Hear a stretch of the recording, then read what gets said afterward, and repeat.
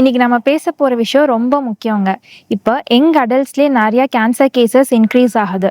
இப்போ நிறைய 60ஸ்ல வர கேன்சர் வந்து 20s 30ஸ்லயே வருது. நிறைய ரிசர்ச்லாம் என்ன சொல்றாங்க அப்படின்னா கோலன், பிரஸ்ட், தைராய்ட், பேன்க்ரியாஸ் இது எல்லாமே யங் அடல்ட்ஸ்க்கும் வந்து இப்போ ரொம்ப சர்வசாதாரணமா இந்த கேன்சர்ஸ் வந்துட்டு இருக்கு. இது ஜீன்ஸ் மட்டுமே மெயின் ரீசன் கிடையாதுங்க. நம்மளோட டெய்லி மாடர்ன் லைஃப் ஸ்டைல் தான் வந்து இது ஒரு ரீசனா வந்து நம்ம சொல்லுவோம். நம்ம டெய்லி டே டு டே நடக்கிற எல்லாமே வந்து இதுக்கு ஒரு ரீசன். ஸோ அதில் ஃபர்ஸ்ட் முக்கியமான என்ன பார்த்தா அப்படின்னா ப்ராசஸ்டு ஃபுட்ஸ்.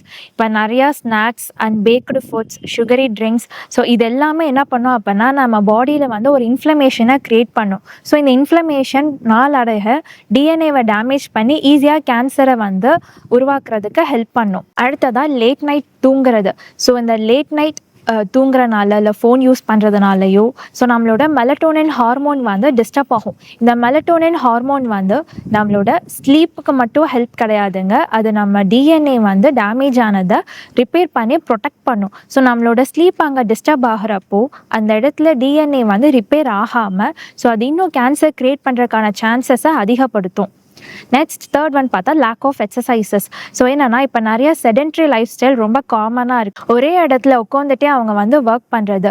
ஸோ இந்த மாதிரி இருக்கிறப்போ அவங்களுக்கு ஒபிசிட்டி வர்றது, insulin resistance, so hormonal imbalances இது எல்லாமே அவங்க பாடியில் க்ரியேட் ஆகும்.